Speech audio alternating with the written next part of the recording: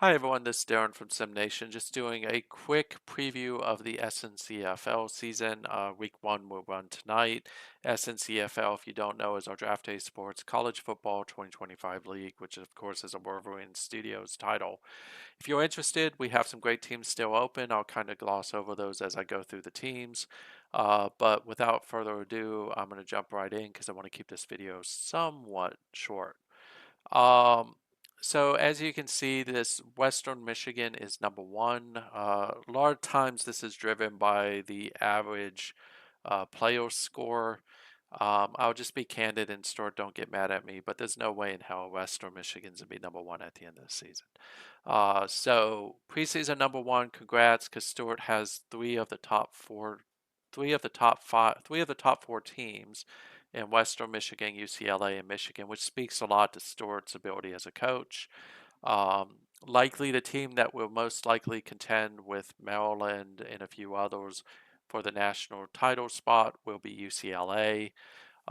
Michigan could sneak in though. Michigan's got a pretty good team this year, and we'll go through and look at that in a moment. Um, but of course, Maryland is one of my teams. Louisiana Monroe, that is Skelter.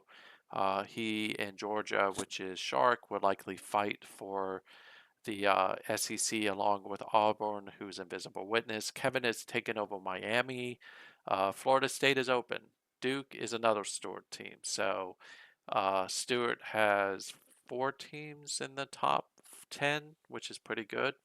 Iowa State is another good team if you're interested in taking over. They used to be Sharks team, but now they're open. Kent State used to be Bryan, and that's now open. Matt comes in at number 13. Rutgers used to be Kevin, but that's now open. USC is another good team to think about taking. That used to be Bryan as well, but they're open too. Nebraska used to be Skelter's other team, but he since moved on as well from Nebraska, so that's another good team that's open. Shark comes in at number 19 with Coastal Carolina. Bama comes in at number 21 with Virginia Tech, who should contend for the ACC title along with Clemson, Florida State, and Miami. Oklahoma State, if I remember correctly, is Skelter this season, so that should be an interesting one to keep an eye on. Florida is SOA. We'll see how he does. I don't see him getting into the race for the SEC. He could always surprise me. DWK has Cincinnati. I do see him largely winning his conference. If I had to take a guess at the end of the year, the top teams are traditionally going to be UCLA, Maryland, Louisiana Monroe, Georgia, Miami. Auburn is a wild card, so is Clemson, because they have really good coaches. Matt, if I remember correctly, has a national title to his name. Invisible, of course, is a predominant player in WWPF, which is our pro football league, and he is really, really good. So he now has, I think, 2 seasons under him, maybe, and he's already got Auburn pretty competitive. If we go through the conferences, real quick, in the Atlantic, I think this is really going to be Clemson's to lose. I could be dead wrong on that. A person who could play into the equation would be Starfinder, who's at NC State. But I really think it's Clemson versus Florida State, and with Clemson probably getting it. As you can see in week one, there's the big matchup of Houston and Clemson. That'll give us a little bit of a barometer on how good they are. The Coastal is highly competitive. You have Miami, which is Kevin, who did a great job at Rutgers. You have Duke, which is Stuart, who had a great run last year. And you got Virginia Tech and Bama, who had a great run last year too. He has to deal with a new quarterback because Majika moved on to the pros. But again, we'll get a kind of barometer test today with Virginia Tech and Alabama, Houston, and Clemson. We'll see how good NC State is against East Carolina. Hopefully, that one doesn't end in a brawl. Uh, and then that's really going to be the key matchups to watch out of the ACC. In the American Athletic, it's really Houston versus Cincinnati. Some other teams may make a play here, but largely it's going to be those two teams. I don't see anyone else getting in there. DWK's done a really good job with Cincinnati over the years, so my money would be on him to win the conference. But Houston may get some competition from Memphis. Memphis has actually become better and better. Big game for DWK, of course, takes on Miami. I already mentioned the Clemson Houston one. Memphis gets a big time matchup against Shark and his Coastal Carolina Chanticleers, who are really good.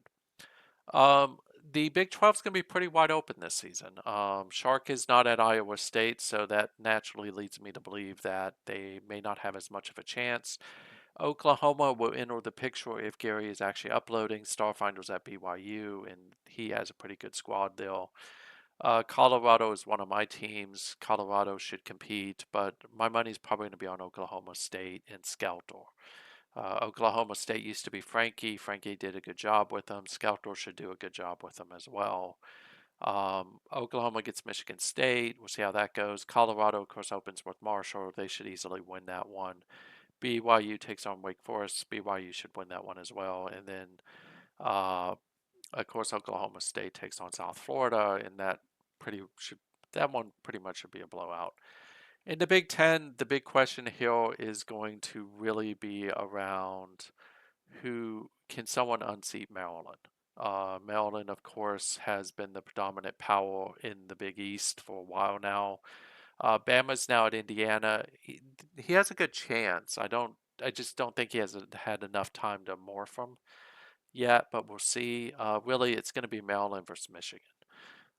So when those two teams meet, we'll get an idea. We'll see how good Indiana is when he goes against Georgia State. Florida will take on Iowa, so that is Soa who will take on Joe Betts, if I remember correctly. And we'll see how that one goes as well. Uh, my money is on Iowa in this one. Oklahoma, we mentioned that one. Maryland will pound Rice into the ground. Same with Michigan. Michigan's going to pound West Virginia into the ground. That's really going to be who's competitive there. Conference USA, not much to report here, not much to see here. Traditionally, it's Louisiana Tech and Western Kentucky that are the powers here. Marshall is one of the powers here. Old Dominion's been getting better and better, but it's really going to be one of these two teams' conference to lose this season. I have Notre Dame. Notre Dame's just trying to make it to the playoffs. They open with USC, which if they get past USC, then it will kind of tell you that Notre Dame is probably going to have a good season. I wouldn't look for it. I think USC is going to beat Notre Dame. I've been game planning that most of the week, and I still not quite sure I understand how I'm going to play that one out. Western Michigan owns this conference. It used to be when Brian was at Kent State, he had a counter. Brian actually was getting successful at beating Stuart, but of course Brian has moved on, so I don't look for any other result than Western Michigan winning this conference. UCLA opens with Kent State. That'll be a big game. If we'll see how good Brian's game plan runs without Brian there. Western Michigan's just going to beat up on UTSA. So again, here we have Boise State who should win this conference. Colorado State will compete.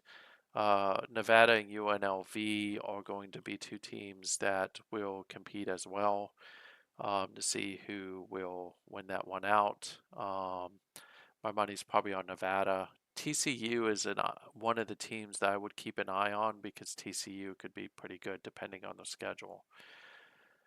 Pac-12. So I've taken over Oregon. Don't expect much out of them. I took them over after recruiting.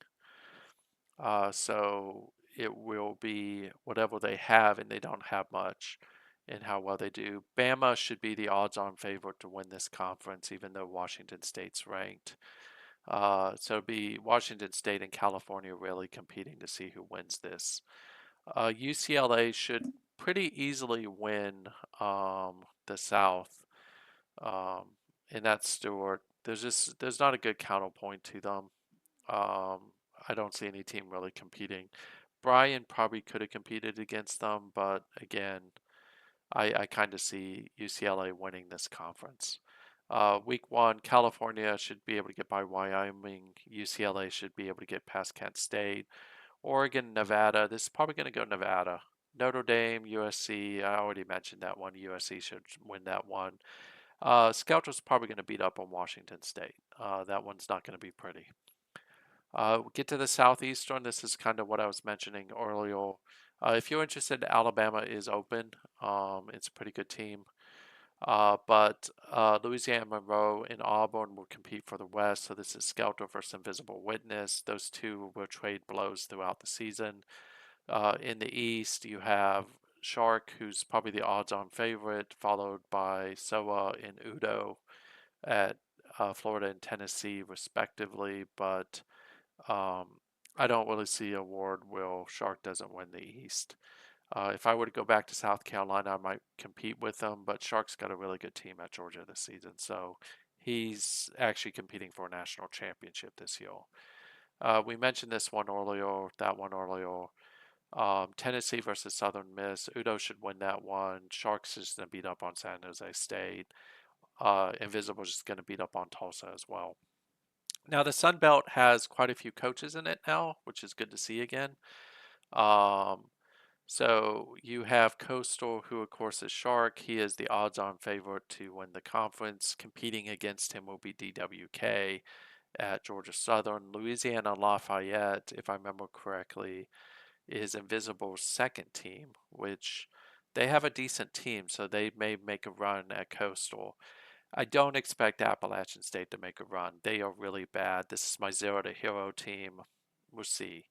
The Sun Belt actually used to be one of the top conferences way back when I think you had Skelter, me, Gary, OK Bandit, who of course is one of the developers of this game, and then a few others in that conference. And it was just an interesting conference. So it's good to see 4 coaches here again. I think we're going to see that start to come back. Georgia Southern should get past James Madison, which is one of SOA's teams. Uh, I mentioned this one already. I mentioned that one already. Invisible should down Southern Miss and win that one as well. So that's kind of it. From a kind of looking at the players, Marvin Herman is probably the odds-on favorite, the Maryland quarterback, to win the Heisman. He won it last season. He benefits from a very strong system, but keep an eye on Laverne Wynn out of Auburn. He is a really good quarterback. The other guy would be Daryl Hampton out of UCLA.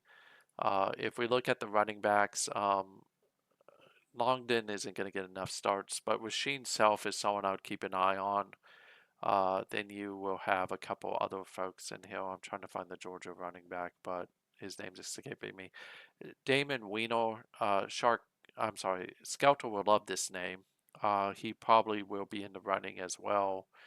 At wide receiver, Maryland's wide receivers will show up pretty big here, but um, I like kind of Gordon Harrison as someone to keep an eye on as well. Um, and then from really like a guard perspective, you can see who the top ones are. Um, none of them. Kevin's really good at promoting his as well.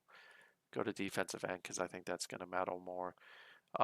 Max Brogan is probably going to have a good season. He was at Maryland. I don't know why he's not showing up with his new team because he's at Louisiana Lafayette. I do expect Invisible to get a lot out of him. Keep an eye on Harold Finnegan as well. Those are 2 really good defensive ends. Corner wise, UCLA has some really good corners, as you can see, between Allen and Hampton.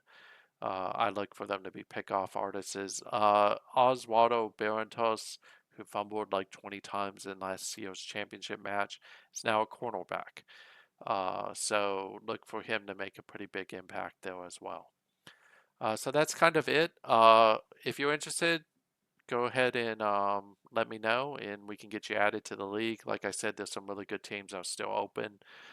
Teams like Florida State, Iowa State, Kent State, Washington State, Rutgers, USC, Nebraska, just to name a few. And we'll get you added relatively quick. Otherwise, he was hoping for a great season. We'll see how this plays out. And we'll see, does Maryland win another title? They are kind of the team to beat if you look. They've won one, two, three, four, five, six straight titles. So we'll see if someone can unseat them. Of course, Nestor Laney is the 91-year-old legend coach for Maryland. But I do think this is a season where they're not going to win it. They've got too many holes to fill, and I just don't think they did a good enough job in the offseason in filling them. Um, which I think is unfortunately going to get to a place where they just won't be able to do that. From last season, recruiting wise, as you can see, Georgia, UCLA, Oklahoma State had a lot of good ones as well. Appalachian State was only up there because of the fact that they had like 30 plus signings. So if we look at it, the top recruiting class, if we get past all the training camp stuff, was Oklahoma State, which is Skelter. UCLA with Stuart was next. Gary was third with Oklahoma. Skelter was fourth. Shark was fifth. Maryland, which is my team, was sixth. Stuart was seven. Eight was Appalachian State. BYU is Starfinder, and then the CPU. So CPU is picking UCLA to win the title. I don't know that I disagree with that, but I think it's really going to be UCLA, Maryland, Michigan, Louisiana Monroe, Georgia, Auburn, Florida, Miami, who are going to be the ones competing with Clemson, a wild card in that race, because again, Matt is a very capable coach. That's it for now. Hope you like this video. I'll do another one shortly, but have a great New Year's Eve and hope you have a good New Year's.